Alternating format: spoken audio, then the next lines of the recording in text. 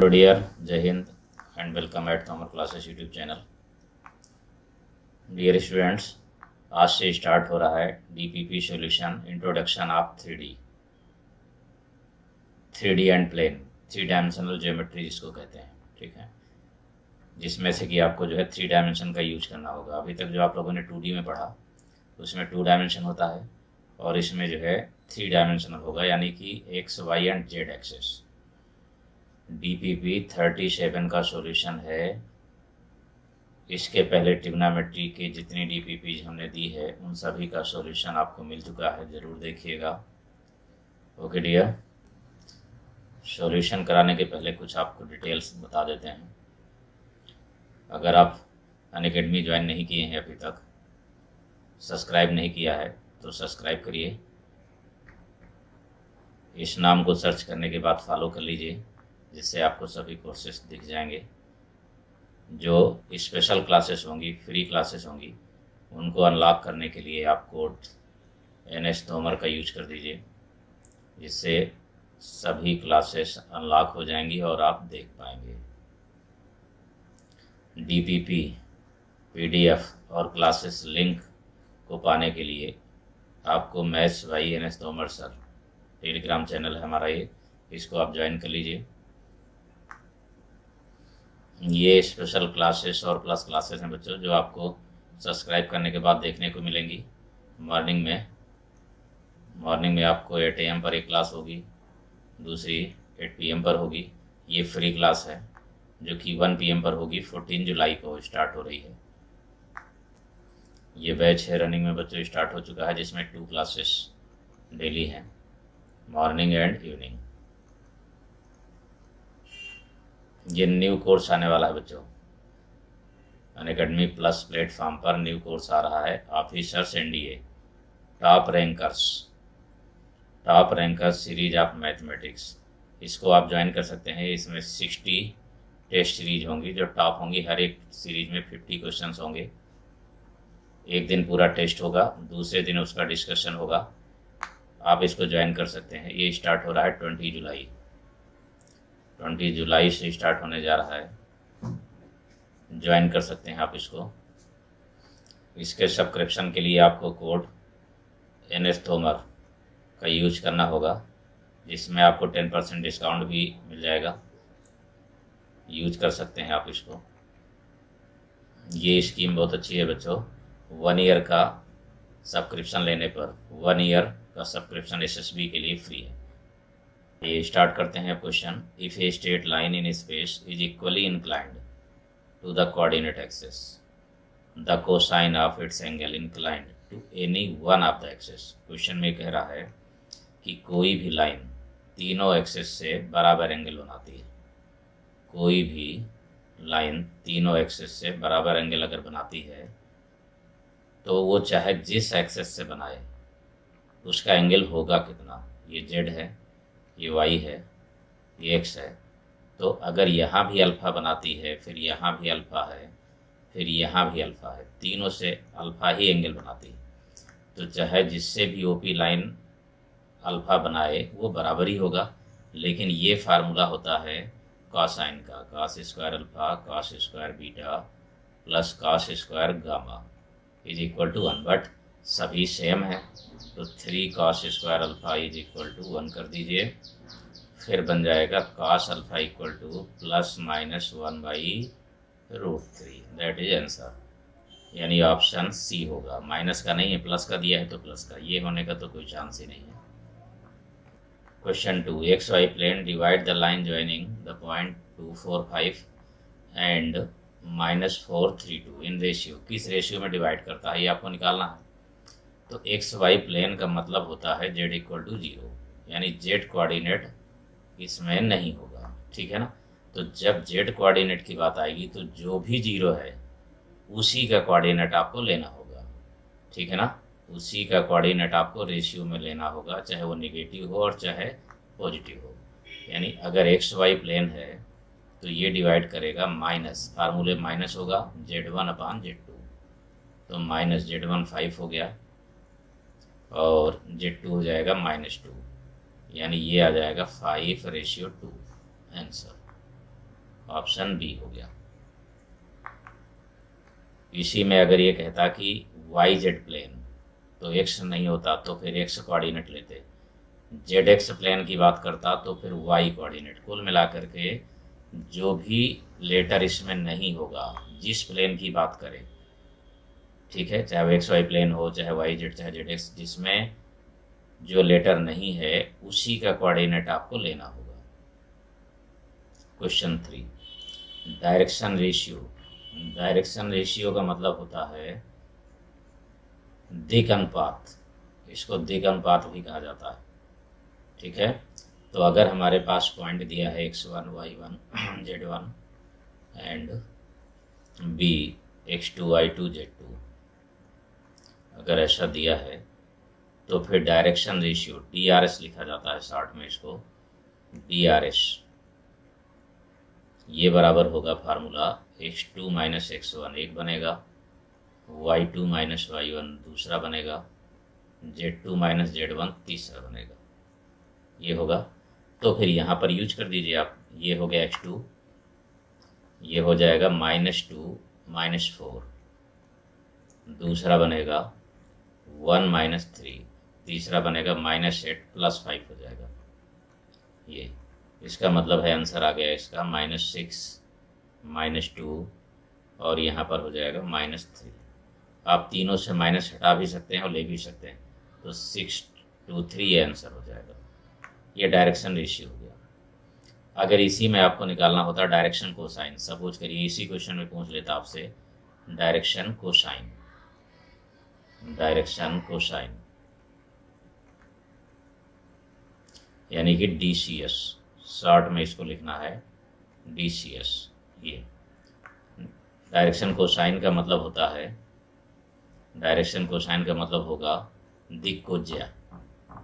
तो इसमें आपको क्या करना है कि पहले मॉड r जैसा वैल्यू निकाल देना है, यानी सभी का मैग्नीट्यूड a² b² c², ये जो आपके पास वैल्यूज हैं, ठीक है ना। 6 का स्क्वायर होगा, 2 का स्क्वायर होगा, 3 का स्क्वायर होगा, ये कितना आ गया 7 आ जाएगा। तो DCS आ जाएंगी, DCS हो जाएगा पहला 6/7, दूसरा 2/7, तीसरा 3/7, ये DCS होंगी। इस तरीके से आप DCS निकाल सकते हैं और इस तरीके से आप यहाँ पर डायरेक्शन रेशियो निकाल सकते हैं। Question number 4, XOZ। XOZ का मतलब है कि y नहीं है इसमें, divide the line joining this and this, अभी जस्ट वही फार्मूला जो हमने बनाया आप लोगों को बताया, सेम चीज़, ठीक है ना। तो यहाँ पर ये प्लेन है, इस प्लेन को ये लाइन डिवाइड कर रही है, ये है 1 -1 5 और दूसरा ये है b 2 3 4, ये है जो ये रेशियो बना रहा है, यानी कि XZ प्लेन है ये। XZ प्लेन का मतलब हो गया कि y = 0, तो फिर रेशियो बन जाएगा, रेशियो होगा माइनस y = 0 है यानी y कोऑर्डिनेट -1/3, -1/3 यानी कि 1/3 आ गया। और ये किसके इक्वल है बच्चों, ये है λ/1 के, राइट, ये है λ/1 के। यहाँ देखिए लैम्डा रेशियो, तो 1 का कोई मतलब नहीं रह जाता इसमें, ठीक है। इसलिए लैम्डा की वैल्यू ही, 1 का कोई मतलब ही नहीं है, आप जान रहे हैं यहाँ पर लैम्डा की वैल्यू ही खुद एक रेशियो है, 1/3 आंसर हो गया। ये हो गया बच्चों। 5th नंबर में क्या है, projection of a line on A coordinate axis 2 3 6। तो अगर सभी एक्सिस पर प्रोजेक्शन हमारे पास दिया हो और हमें निकालना हो लेंथ, प्रोजेक्शन की लेंथ यानी छाया, एक लंबाई, प्रोजेक्शन ऑफ ए लाइन, ठीक है, ऑन एक्सिस, सभी एक्सिस पर अगर दिया हुआ है तो ये होगा बच्चों, सपोज करो x एक्सिस पर a है तो a², दूसरे पर b है y एक्सिस पर, तीसरे पर z एक्सिस पर c है, तो ये बनेगा डायरेक्ट। इस फार्मूले को आपको तैयार रखना है। तो यहाँ पर बनेगा projection, projection is equal to √2² + 3² + 6² is equal to 7। ये लेंथ आ जाएगी लाइन सेगमेंट की। ये लाइन सेगमेंट है उसका प्रोजेक्शन ये होगा, ठीक है ना, उसका प्रोजेक्शन। अब इसको मैं बता देता हूँ कैसे बनता है, यानी कि जब हम 2D में करते हैं, देखिए समझाता हूँ मैं किस तरीके से बनाया जाता है। जब हम 2D में किसी चीज़ को बनाते हैं, 2D में हमने बनाया ये एक्स और वाई एक्सिस हो गया, सपोज करिए ये लाइन है। अब इसका प्रोजेक्शन हमें निकालना है एक्स एक्सिस पर, तो एक्स एक्सिस पर ये लेंथ होगी, ये लाइन है, ये लाइन है पी क्यू, और ये है इसका प्रोजेक्शन एम एन, इसको कहा जाएगा प्रोजेक्शन। ये है, यानी एक्स एक्सिस पर ये निकला। अगर हम लाइन को वाई एक्सिस में करते, ऐसे कर दें थोड़ा सा, तो यहाँ से जो निकालेंगे वो प्रोजेक्शन वाई एक्सिस का होगा। तो उसी तरीके से जब 3D में निकालेंगे तो 3D में भी एक लाइन बनती है, लेकिन उसमें तीनों जो है एक्सेस की डिस्टेंस कवर होती है, तीनों एक्सेस की डिस्टेंस कवर होगी, ठीक है ना। कोई भी लाइन हम यहाँ खींचेंगे तो हमें लग रहा है, क्योंकि ये 2D है, तो 2D देखने से हमें 2D लग रहा है इसमें बच्चों, लेकिन एक्चुअल में 2D है नहीं, वो 2D नहीं है ये। यहाँ पर कोई भी लाइन आप ड्रा करेंगे तो सपोज करिए आपने ऐसे ड्रा कर दिया।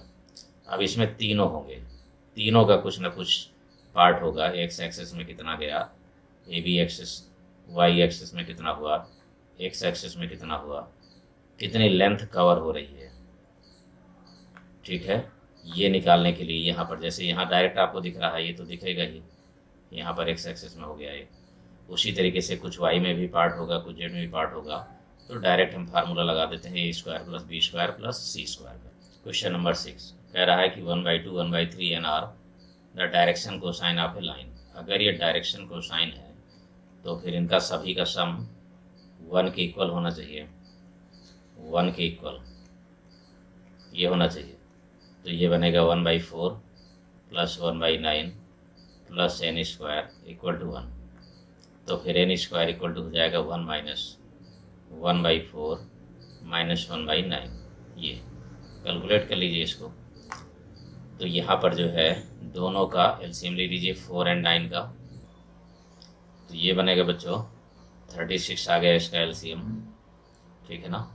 एलसीएम होगा और यहाँ पर हो जाएगा 9 माइनस 4 13, ये, and this is equal to 23/36। N square की वैल्यू आ गई, तो फिर एन इक्वल टू हो जाएगा √23/6। आंसर होगा ऑप्शन ए। क्वेश्चन नंबर 7, इसमें दिया हुआ है a line make alpha beta gamma delta with 4 diagonal of a cube then value of this, ठीक है। तो अगर कोई भी लाइन डायगोनल में 4 क्यूब होते हैं, जैसे एक रूम होता है, तो रूम में जो है एक ऊपरी सिरे से नीचे वाले सिरे को मिलाइए, ठीक है, फिर उसी के नीचे वाले से फिर दूसरे ऊपर वाले को मिलाइए, तो 2 ये हो गए। इसी तरीके से जस्ट अपोजिट 2 और हो जाएंगे, यानी 4 डायगोनल्स होते हैं। डायगोनल यानी कि क्या कहेंगे बच्चों इसको, विकर्ण, ठीक है ना, हिंदी में क्या कहेंगे, विकर्ण।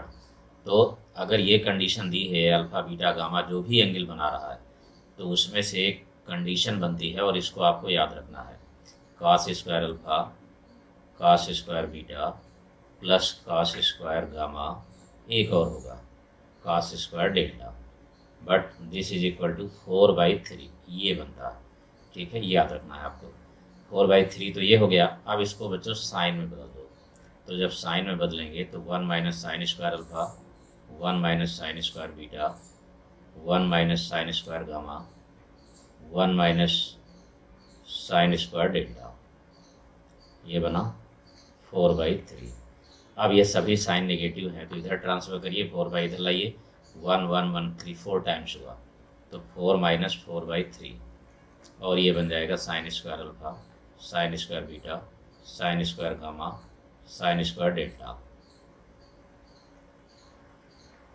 Sign square delta is equal to, ये देखिए 4 3 12 माइनस 8/3, ये आंसर आ गया। आप चाहें तो इसको याद भी रख सकते हैं, एक फैक्ट है, लेकिन पहले आपको इसको याद रखना है, ये याद रखना है पहले। अगर ये याद रहेगा तो साइन वाला भी याद रहेगा, ठीक है। रखने के लिए तो आप दोनों भी याद रख सकते हैं, ठीक है ना, दोनों एक फैक्ट है। हाँ, निकालने की जब बात आएगी तो थोड़ा सा समय लगता है, फिर इसको पूरा कैलकुलेशन करना। क्वेश्चन नंबर 8, अब ये क्वेश्चन डिफरेंट हो गया बच्चों, यहाँ देखिए, P010 Q001 PQ एक लेंथ है, सेगमेंट है लाइन का, ठीक है, रेखाखंड है। इसका प्रोजेक्शन निकालना है PQ का इस प्लेन पर। तो सपोज करिए कि ये प्लेन हो गया। देखिए मैं समझाता हूँ आपको, अच्छी तरीके से समझिए इसे, डायरेक्शन जो है डिजाइन से पूरा समझिए। ये प्लेन हो गया, ये प्लेन है, ये इस शेप का प्लेन बनाएंगे तो दिखेगा सही तरीके से। ये प्लेन हो गया, यहाँ पर है एक लाइन, ये लाइन है, ये लाइन है PQ। अब इस लाइन से, इस पॉइंट से, ये रहा P, इससे आप परपेंडिकुलर डालिए, यहाँ पर ये पड़ गया, यहाँ से भी परपेंडिकुलर आप डालिए, ये पड़ गया, ठीक। तो आपको ये लेंथ आपको निकालनी है, ये लेंथ आपको चाहिए ये, लेकिन ये लेंथ दोनों बराबर होंगी। इसका मतलब है कि हमें निकालना है, ये है P, ये है Q है 0, 0, 1, ठीक है, और P है 0, 1, 0, ये रहा 0, 1, 0, ठीक। ये प्लेन है, इस प्लेन क्या है बच्चों, x + y + z = 3, यानी कि mn हमें निकालना है। और mn किसके इक्वल होगा, ये PR मान लेते हैं इसको, PR के बराबर। तो ये PQ डिस्टेंस आ जाएगी। अगर हमें ये मिल जाए RQ मिल जाए तो आसानी से हम PR निकाल लेंगे, यानी कि इन ट्रायंगल PQR में हमें निकालना है PR की वैल्यू। तो PR = होगा PQ² + QR²। ये होगा बच्चों, ये मेथड है निकालने का, यानी यही बराबर mn होगा, यही mn है, mn = PR। लेकिन यहाँ पर एक चीज़ और कुछ जरा देखिए। सबसे पहले PQ को DRS निकाल लीजिए। सबसे पहले यहाँ पर एक शॉर्टकट जानने के लिए जल्दी से एक ट्रिक है इसमें, उसको समझ लीजिए आप। DRS ऑफ PQ, तो DRS ऑफ PQ जब निकालेंगे तो ये देखिए 0 - 0 यानी 0 होगा, ठीक है। दूसरा 0 - 1 तो -1 होगा। तीसरा 1 - 0 तो 1 हो जाएगा। ये हो गया DRS ऑफ PQ। अब प्लेन का DRS क्या है, DRS ऑफ प्लेन, तो DRS ऑफ प्लेन है बच्चों 1, 1, 1। चेक करते हैं जरा इनको। हमारे पास दो वैल्यूज हैं, एक है 0, -1, 1 और दूसरा है 1, 1, 1। इन तीनों का मल्टीप्लाई करिए, A1, A2 + B1, B2 + C1, C2। Check करिए, 0 से 1 से 0 हो गया, 1 से -1 तो -1 आ गया, ये +1 हो गया, ये 0 आ गया। इसका मतलब ये है कि PQ is parallel to the plane, ठीक है ना। इसका मतलब ये हुआ कि फिर mn की वैल्यू बच्चों PQ के बराबर ही होगी। मतलब ये कि जब लाइन ये PQ पैरेलल है तो ऐसे तिरछी तो होगी नहीं ना, फिर ऐसे होगी, ऐसे ना होकर के जो है ऐसे पैरेलल होगी बिल्कुल। यानी कि ये प्लेन है, ये देख रहे हैं आप, ये इस पर ऐसे बराबर होगी, तो जो इसकी छाया बनेगी, जो प्रोजेक्शन बनेगा वो सीधे प्लेन पर यानी जो है मिरर पर बराबर दिखेगी बिल्कुल। अगर तिरछी होगी तो थोड़ा वैसे दिखेगा। तो जब ये बराबर ही हो गया यानी PQ और PR एक ही हो गए दोनों, इसका मतलब अगर हम QR की डिस्टेंस निकालते तो वो 0 आती। निकाल भी सकते हैं, इस मेथड का यूज कर सकते हैं। ये हमने इसलिए लिखा दिया है कि अगर कभी ज़रूरत पड़े तो आप आसानी से कर पाएंगे किसी भी क्वेश्चन को, ठीक है। प्लेन पर जब भी हम प्रोजेक्शन निकालेंगे तो कर लेंगे ज़रूर, लेकिन यहाँ पर ये बिल्कुल सिंपल हो गया। अब हम PQ की डिस्टेंस निकाल देते हैं। तो जब PQ की डिस्टेंस निकालेंगे तो ये बन गया सीधे कितना बच्चों, 0 - 1। देख लीजिए आप, पहला होगा जो है 0 - 0, फिर 1 - 0, 0 - 1, यानी 0² + 1² + 1² and this is equal to √2। ये आंसर हो गया। बहुत अच्छा क्वेश्चन था बच्चों, एक गोल्डन क्वेश्चन है ये, बहुत बढ़िया सा। और एक अच्छा कॉन्सेप्ट हमने बताया है, एक अच्छी ट्रिक भी आपको बताई है कि किस तरीके से चेक कर लेते हैं। तो पहले यही काम करना है आपको कि PQ का DRS निकालिए। सपोज वो पैरेलल हो गई प्लेन के, तो फिर डेफिनेटली वही होगा। और इसके लिए मैं आपको एक नोट लिखा दे रहा हूँ यहाँ पर, उसको ज़रूर आप लिख लीजिए। Note if line PQ is parallel to the plane AX BY plus CZ plus D equal to 0, then projection, बहुत सिंपल सा कॉन्सेप्ट है, बढ़िया सा, projection of PQ on the plane is equal, ये डायरेक्ट आप कर सकते हैं, equal to its length PQ, ये ही प्रोजेक्शन होगा बच्चों। क्वेश्चन नंबर 9 कह रहा है the direction ratio of the diagonal of a cube which join the origin to the just opposite corner, ठीक है, when 3 concurrent edge of the cube are coordinate axis. तो ये पहले से ही दिया हुआ है, एक्स वाई जेड एक्सिस भी हो गया, ये ओरिजिन है, ओरिजिन से ठीक सामने मिलाएंगे तो जब क्यूब है तो सभी की डिस्टेंस कितनी होगी, कोऑर्डिनेट एक्स वाई जेड तीनों के तीनों सेम होगा।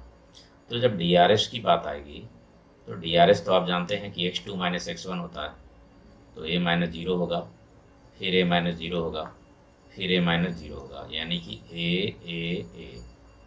ये होगा बच्चों DRS। अब a फॉर्म का कौन सा लिखा है आपके पास, ये तो नहीं है, ये भी नहीं है, ठीक है, ये अपान में √3 आ जा रहा है, इसको नहीं लेंगे, ठीक, ये भी नहीं है, ये हो जाएगा, ये तीनों रेशियो, क्योंकि रेशियो रियल नंबर होना चाहिए, फ्रैक्शनल में नहीं। वो तो जो है ये जो दिया हुआ है सामने आपको, ये जो है क्या है बच्चों, डायरेक्शन कोसाइन है, ये आंसर हो गया तुरंत। डायग्राम भी सामने आपके है, एंगल बिटवीन द लाइंस, तो ये होगा बच्चों A1 B1 C1, ये होगा A2 B2 C2।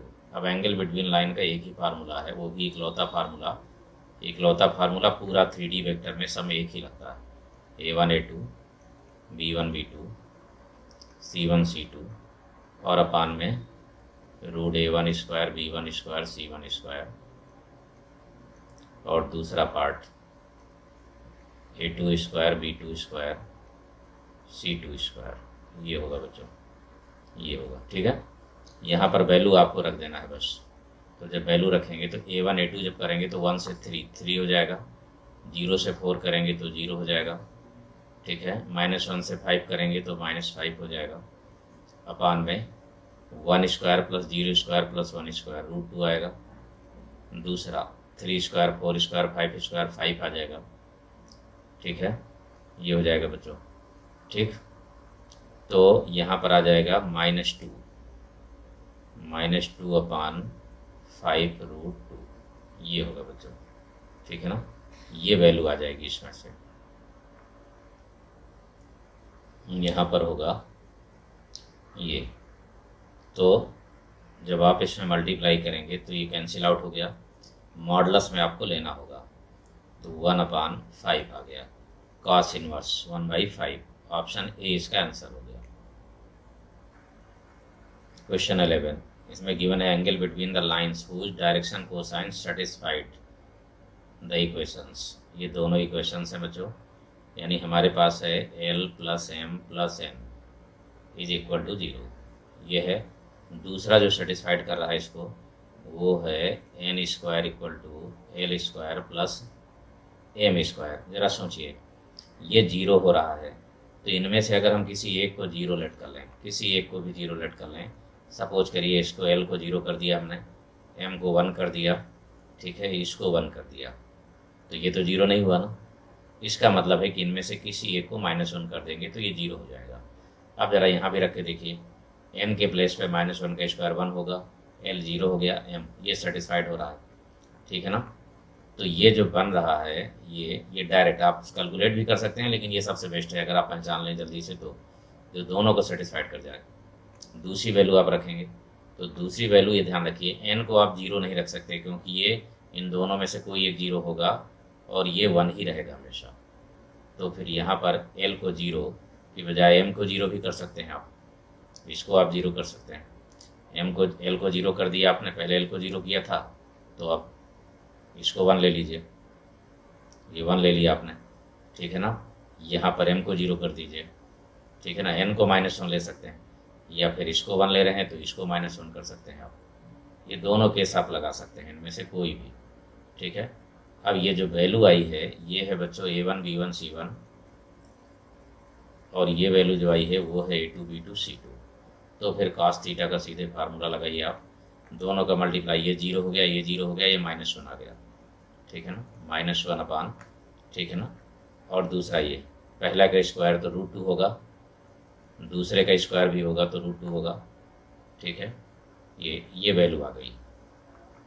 यहाँ पर देखिए, अगर इस माइनस को हम हटा करके यहाँ भी माइनस कर दें, इसको प्लस कर दें, इसको माइनस कर दें, तो ये वैल्यू अपने आप ही माइनस की बजाय प्लस ही हो गई। इसमें कोई फ़र्क नहीं पड़ेगा, ये दोनों चीज़ें आप कर सकते हैं। अगर मॉडल्स नहीं भी लगाएं तो 1/2 वैल्यू आ गई। इसका मतलब है कि थीटा की वैल्यू होगी π/3, राइट। ये तरीका सबसे बेस्ट है फिलहाल जल्दी करने के लिए। नेक्स्ट क्वेश्चन देखिए बच्चों, same condition, the pair of lines whose direction cosine are given by this. Solve करने का मेथड थोड़ा सा बड़ा है, परफेक्ट तरीके से हम सॉल्व करेंगे तो बोर्ड जैसा होगा फिर। तो यहाँ देखिए एल एम एन की वैल्यू हमें रखना है कि सेटिस्फाइड हो जाए। तो ज़रा देखिए 3L है, तो अगर हम यहाँ 2 रख दें, ठीक है ना, तो 6 हो जाएगा, ठीक। अगर ये 6 हो रहा है तो ये दोनों जगह पर -1 और -1 रख दें, तो यहाँ पर -1 हो जाएगा, ये -5 हो जाएगा, तो 0 हो गया, ठीक। तो एक तो ये बन गया। दूसरे पर आ जाइए, दूसरा अगर इसकी जगह पर 1 रख दें तो ये 3 हो जाएगा, ये 5 रहेगा ही, तो यहाँ 2 रख दें तो 3 2 5 हो गया, तो फिर यहाँ -1 रख दें, ये हो गया बच्चों। बहुत आसान सा तरीका है बिल्कुल ही। ये जो आपने निकाला A1 है, ये B1 है, और ये C1 हो गया, और ये A2 है, ये B2 है, और ये C2 है।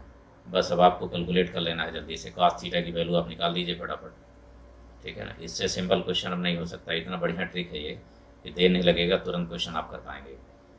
तो 2 × 1 2 हो गया, फिर 2 × -1 तो -2 हो गया। ये देखिए 2 से 1, -1 से 2, और -1 से -1, तो +1 हो जाएगा, ये हो गया। 2 2 0 हो जाएगा। जब इसका स्क्वायर करेंगे तो ये आ जाएगा बच्चों √6, ठीक है ना। 2 स्क्वायर 1 स्क्वायर 1 स्क्वायर, उसी तरीके से दूसरा भी 2 स्क्वायर 1 स्क्वायर, ये भी √6 हो गया। तो ये आंसर आ जाएगा cos इनवर्स 1/6, ये आंसर हो गया बच्चों, ऑप्शन सी।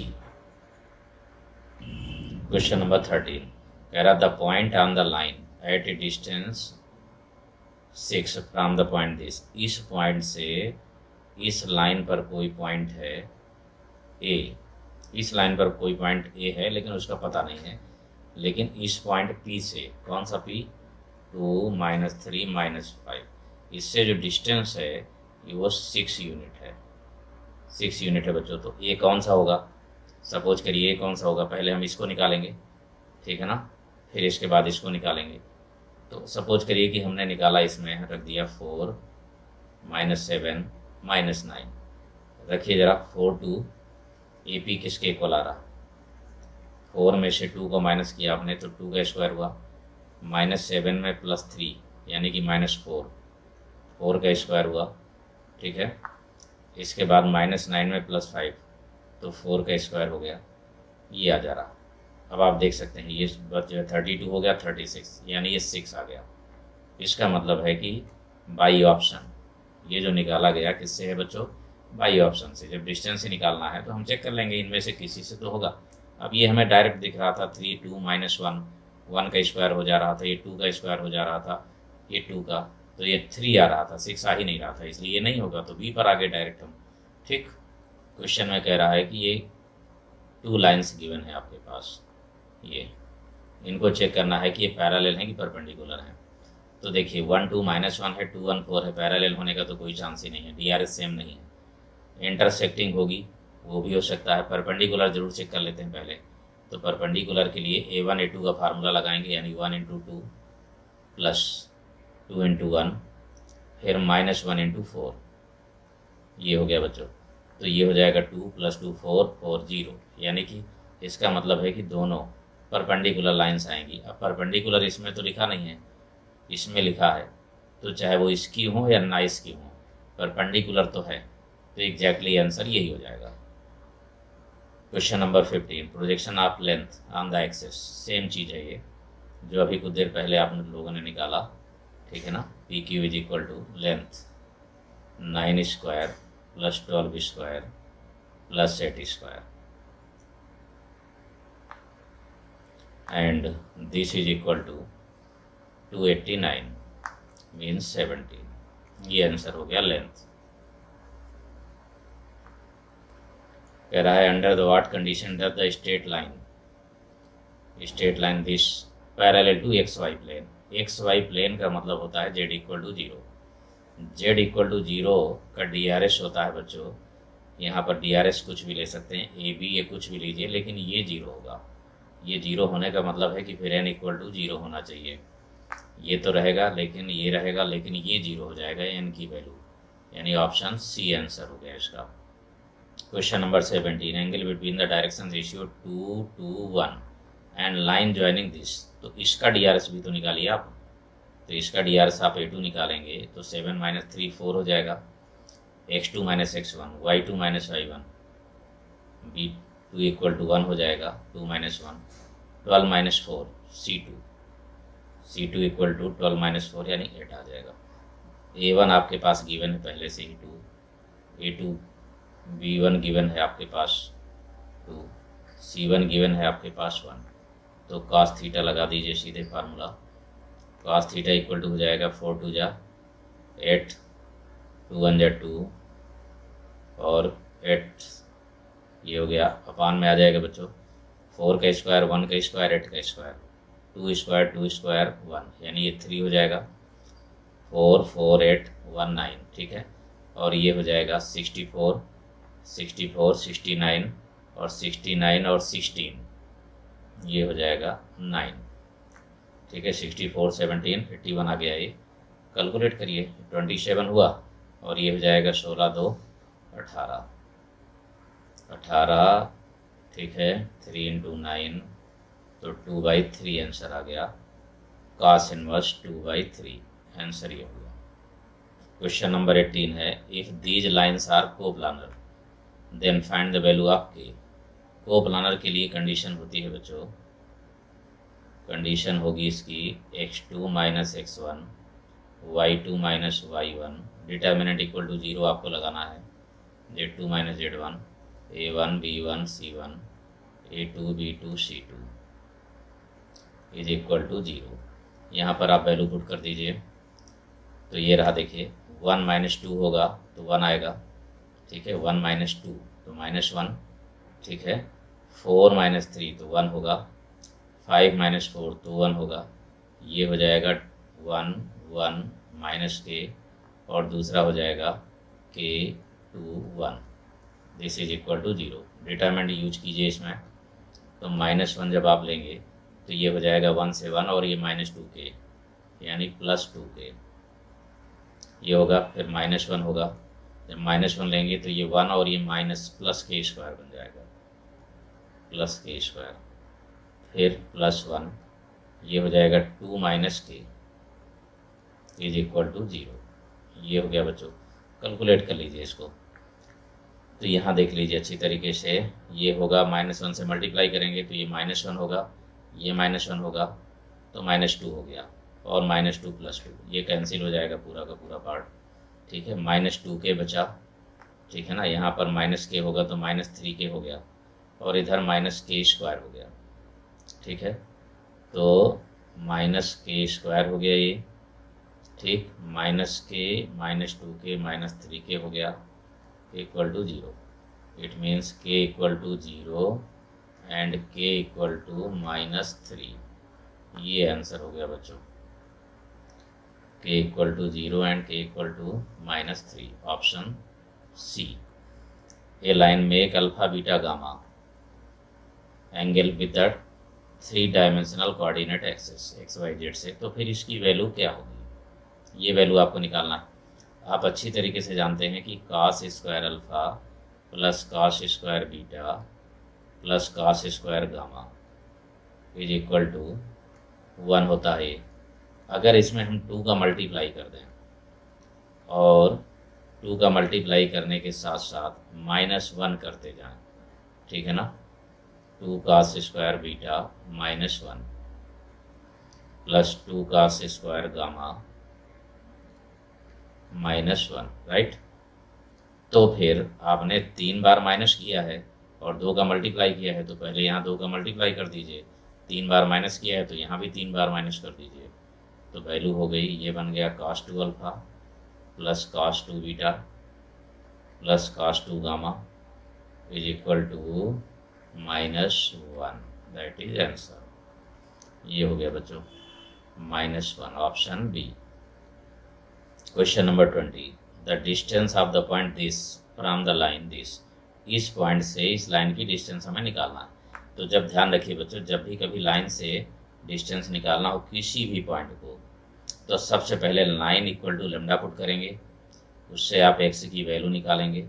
तो x की वैल्यू कितनी आई यहाँ पर, -1 लेमडा की तरफ आ जाएगा, 1 उधर भी आ जाएगा, तो 1 माइनस यानी माइनस लेमडा प्लस 1 बन गया।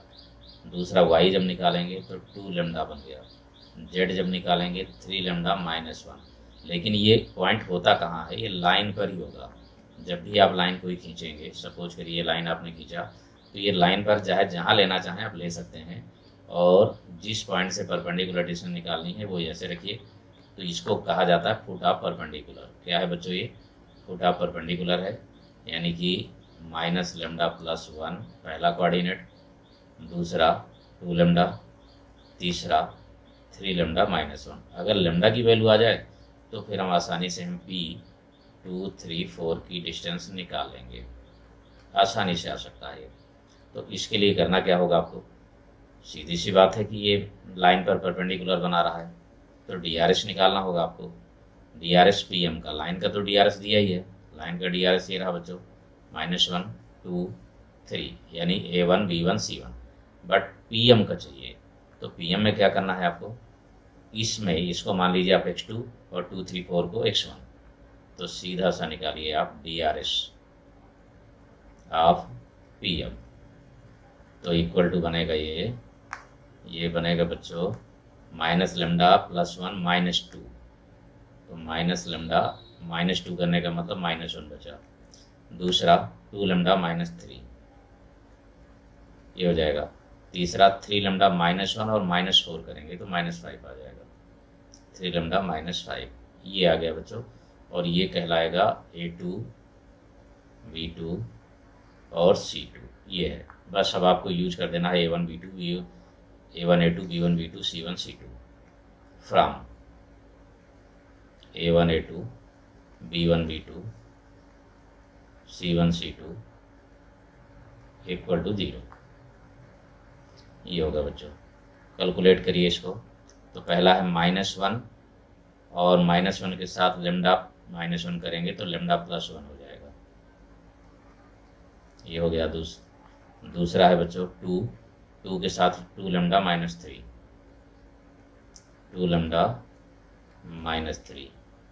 तीसरा है 3 के साथ 3 लेमडा -5, 3 लेमडा यानी A1, A2, B1, B2, C1, C2। केवल इसी का यूज कर रहे हैं हम। ये बना, कैलकुलेट करिए तो ये हो जाएगा 4 लेमडा, 5 लेमडा और ये 9 लेमडा, ठीक है ना। तो 9 और 5 14 लेमडा हो गया। काउंट करिए 2, 3 6, -6 हो गया, इधर हो गया -15 हो गया। तो -15 और -6 ये वैल्यू आ गई बच्चों, -6 और -15 -21 हो गया, ठीक है।